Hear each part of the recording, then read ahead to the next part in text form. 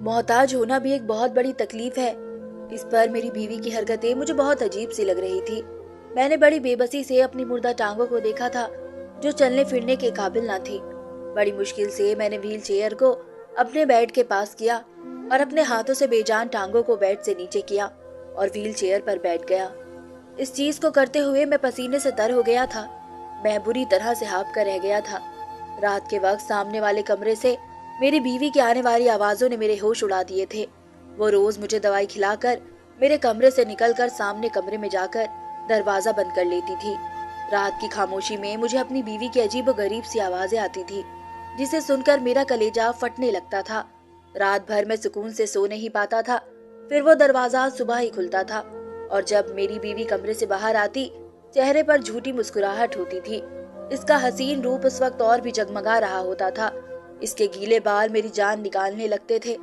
जब मैं पूछता कि तुम रात को मेरे साथ क्यों नहीं सोती, उठकर क्यों चली जाती हो, तो वह मुंह से कोई जवाब नहीं देती थी।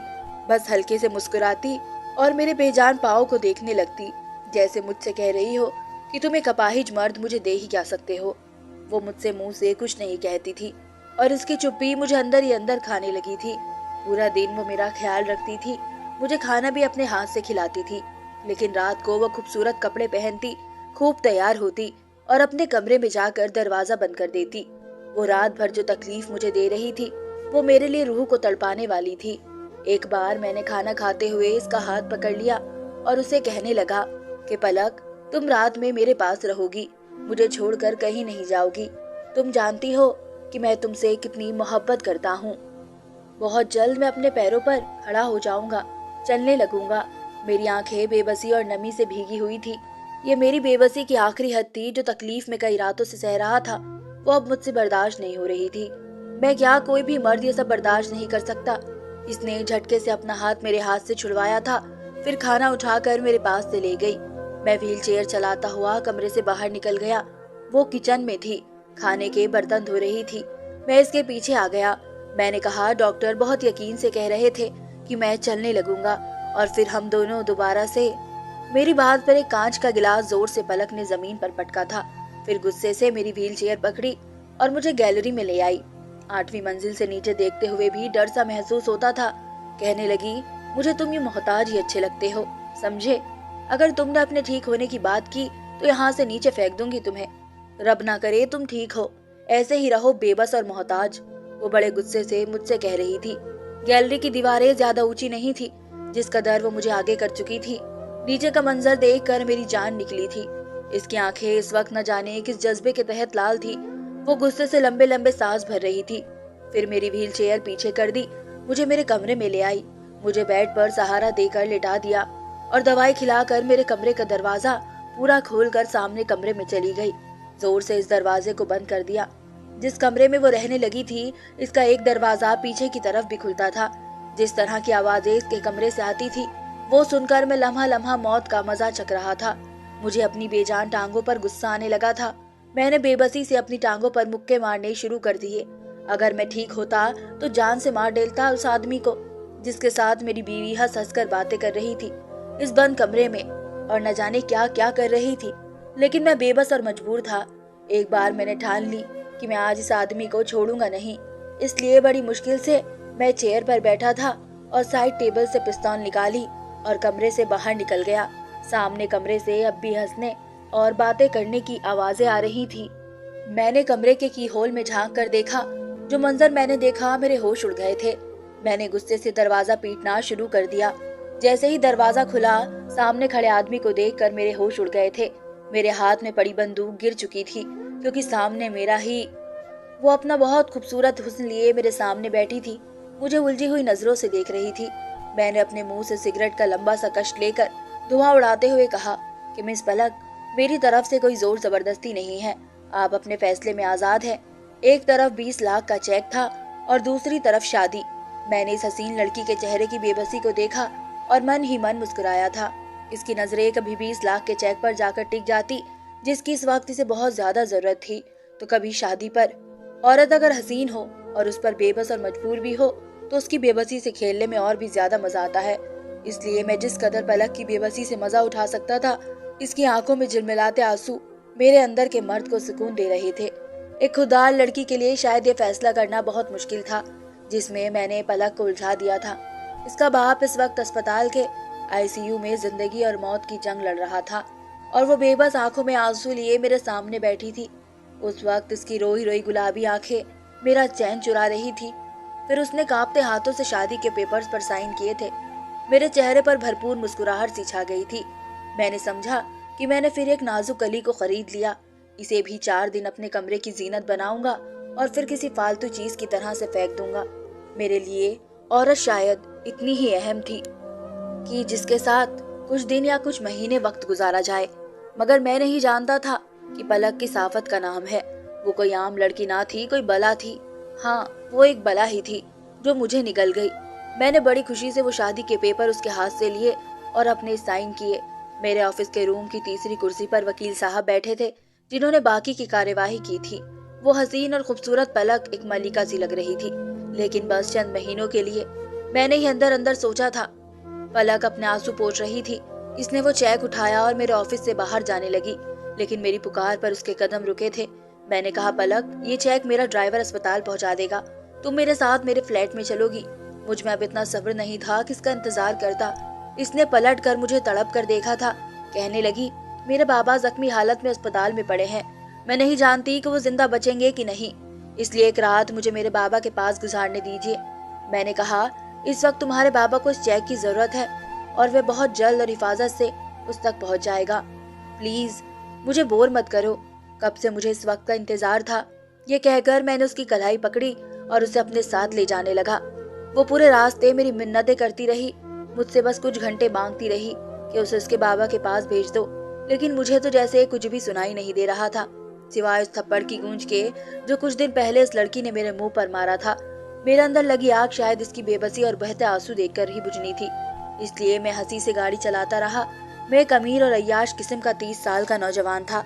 इतने तो शायद किसी ने कपड़े नहीं खरीदे होंगे जितनी मैं लड़कियों को खरीद कर किसी फालतू चीज की तरह फेंक चुका था। दौलत की रेल पेल थी, किसी चीज की कोई कमी ना थी। मैंने शादी भी अभी तक इसलिए नहीं की थी कि मुझे किसी एक औरत के साथ जिंदगी नहीं गुजारनी थी।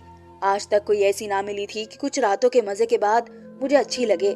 मैंने पलक की कलाई अपने फ्लैट के बेडरूम में लाकर छोड़ी थी। वो आंसू बहा रही थी। मैंने कहा, 20 लाख दिए हैं मैंने तुम्हें।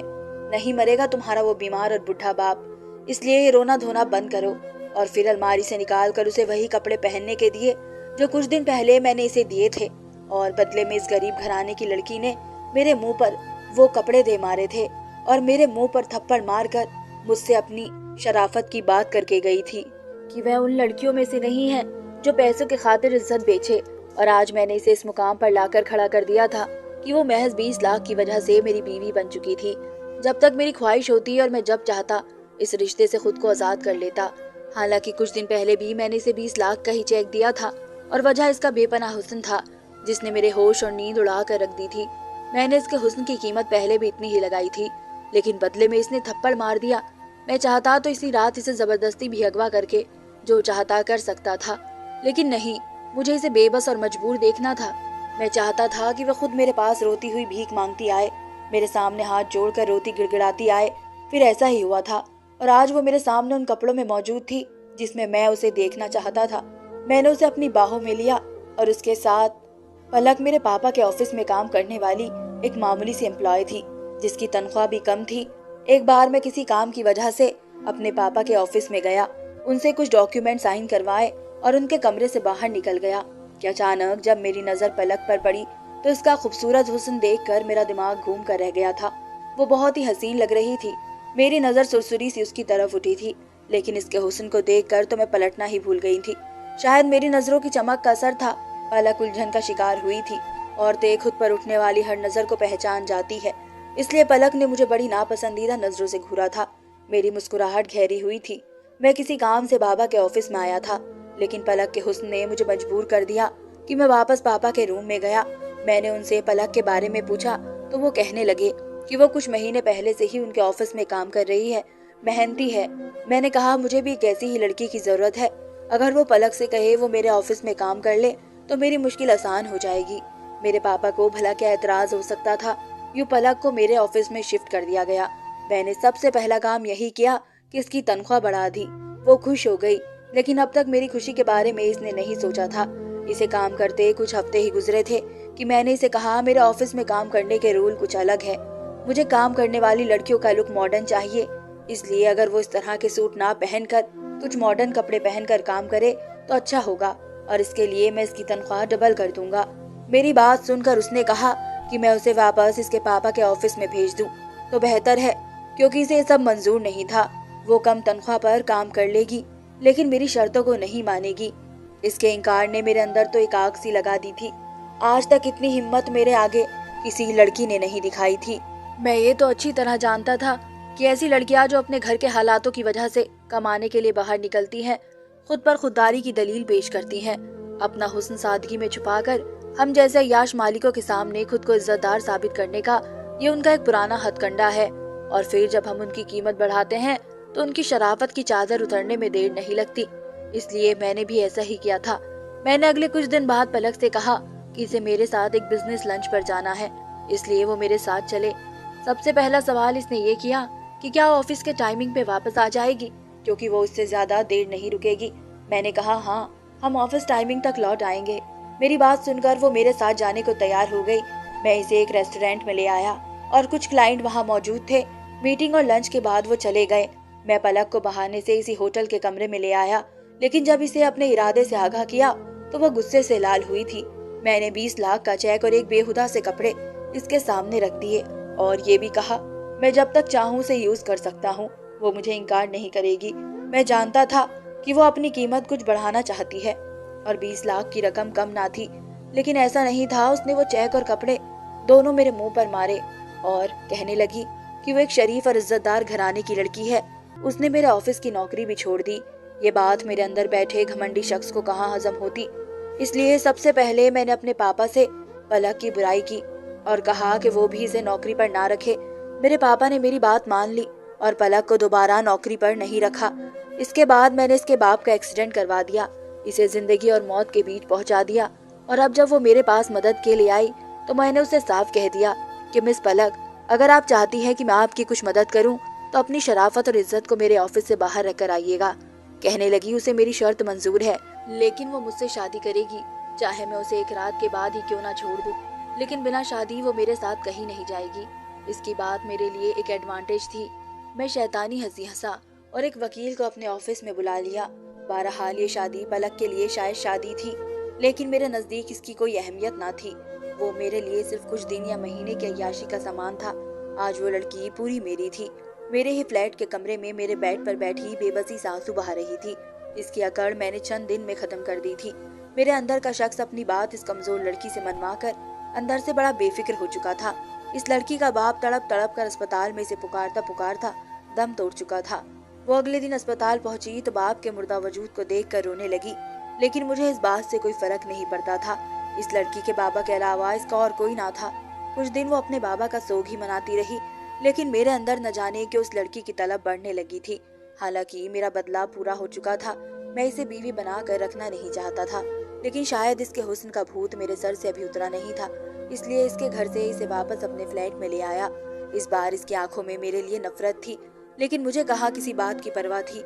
मुझे लगा बस कुछ दिन का बुखार है, जैसे ही पलक के हुस्न का असर मेरे सर से उतरेगा मैं पलक के हाथ में तलाक के पेपर्स पकड़ा दूंगा और इसे चलता करूंगा। लेकिन वो किसी नशे की तरह मेरे अंदर उतरने लगी थी। हर बार मुझे वो पहले से ज्यादा हसीन लगने लगती थी, इतनी कि मैं कई घंटे बस उसे देखता रहता था।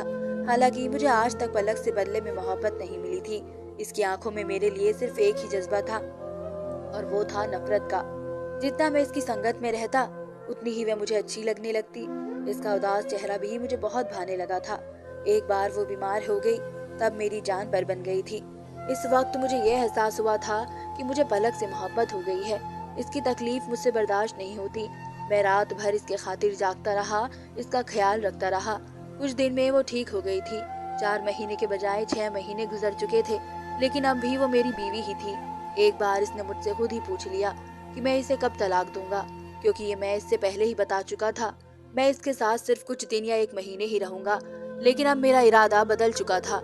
मैं चाहता था वह यूं ही मेरे साथ रहे। मेरी बात सुनकर इसने अजीब सी नजरों से मुझे देखा था। कहने लगी, मुझे तुम्हारे साथ जिंदगी नहीं गुजारनी, मुझे हर हाल में तुमसे तलाक चाहिए। तुमने खुद कहा था कि मुझे छोड़ दोगे। वो फूट फूट कर रोते हुए ये कह रही थी। मैंने कहा, पलक, ये मेरे लिए मुमकिन नहीं है। मैं पता नहीं कब तुमसे दिल लगी करते करते दिल लगा बैठा हूँ, इसलिए तुम्हें छोड़ नहीं सकता। तुम जैसे यहाँ रह रही हो रहती रहो। वो मुझसे लड़ने झगड़ने लगी थी, कहने लगी थी मैं इसे छोड़ दूं। इसकी हालत दीवानों जैसी होने लगी थी।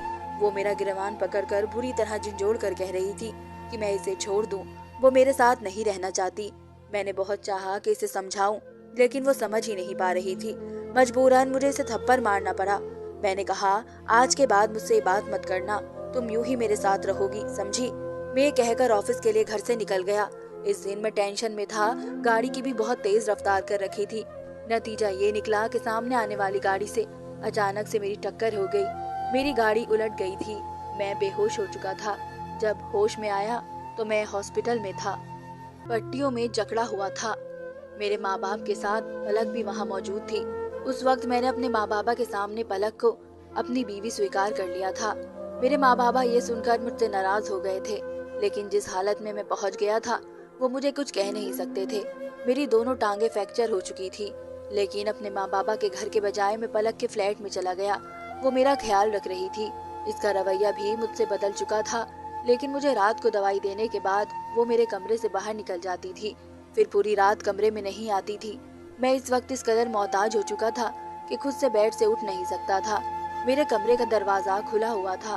वो सामने कमरे में थी, लेकिन इस कमरे का दरवाजा बंद था। रात की खामोशी में मुझे सामने कमरे से सरगोशियों की आवाजें आ रही थी। इस वक्त कौन था जो कमरे में पलक के साथ मौजूद था? मेरा दिल बेहद घबराने लगा था। मुझे लगा शायद मेरा वहम है, लेकिन ये वहम नहीं था, क्योंकि अब मुझे रोज ही ऐसी अजीबोगरीब किस्म की आवाजें आने लगी थी जो मेरे लिए तकलीफ का सबब बन रही थी। मेरा ऑफिस के काम के सिलसिले में पलक ही मुझे पेपर साइन करने के लिए देती थी। मेरा ऑफिस का मैनेजर रोज आता था। जो भी जरूरी काम होता मैं इससे घर पर ही डिस्कस करता था। वो फिर चला जाता था। काफी जिम्मेदार और शरीफ लड़का था, अपने काम से काम रखता था। मैं सोच भी नहीं सकता था कि आज वही मेरी बीवी के कमरे से यूं बाहर निकलेगा। मैंने कहा, तुम? वो कहने लगा, हाँ मैं। आज वो मेरी आंखों में आंखें डाले मुझे देख रहा था। पलक भी इसके साथ खड़ी थी। इसने कुछ फाइलें मेरे सामने रखी और कहने लगी, तुम्हारी सारी जायदाद मैंने अपने नाम कर ली है, और अगर मैंने इसे तलाक ना दी तो वो मुझे जान से मार डालेगी। मैंने पलक को देखा था। मैंने कहा, पलक, मुझे तुमसे इसलिए भी मोहब्बत हो गई थी। मुझे तुम्हारी शराफत पर यकीन था। मैं कुछ भी सोच सकता था, लेकिन तुम्हारे लिए मैं ये नहीं सोच सकता था कि तुम किसी के साथ ऐसा घिनौना पाप भी कर सकती हो, क्योंकि पाप का रिश्ता तो मैंने भी तुमसे कायम करना चाहा था और बदले में तुम्हें लाखों देने चाहे थे, लेकिन तुमने अपनी शराफत को अहमियत दी थी। तो फिर आज ऐसा क्यों? मुझे अपनी जायदाद के छिन जाने का अफसोस नहीं है, बस तुम्हारे बदल जाने का दुख है। बेहतर है कि तुम मेरी जान ले लो, मैं तुम्हें तलाक नहीं दे सकता। मैंने जमीन पर गिरी पिस्तौल हाथ में ली और कांपते हाथों से उसे थमा दी। वो रोने लगी थी। वो मैनेजर कहने लगा कि पलक मेरी बहन है। मैं दुबई में नौकरी करने गया था, लेकिन वहाँ किसी ने मुझे झूठे इल्जाम में जेल भेज दिया। लेकिन जब मैं वहाँ से छुटकर वापस आया तो पलक की बातों ने मुझे बहुत तकलीफ दी थी। तुमने मेरे बाबा के साथ जो शुरू किया था, मैंने और पलक ने इसका बदला लेना चाहा था। इसलिए मैंने तुम्हारे ऑफिस में नौकरी की, तुम्हारा भरोसा जीता, फिर तुम्हारा एक्सीडेंट करवाया और इसके बाद तुम्हें तकलीफ देने के लिए ड्रामा रचाया। यह सुनकर खुद मैं शर्मिंदा होकर रह गया था। मैंने पलक से अपने हर रवैये की माफी मांग ली थी। औरत का दिल मर्द से कहीं ज्यादा बड़ा होता है। उसने मुझे माफ कर दिया था और अब हम दोनों बहुत खुशी खुशी रह रहे थे। धन्यवाद दोस्तों।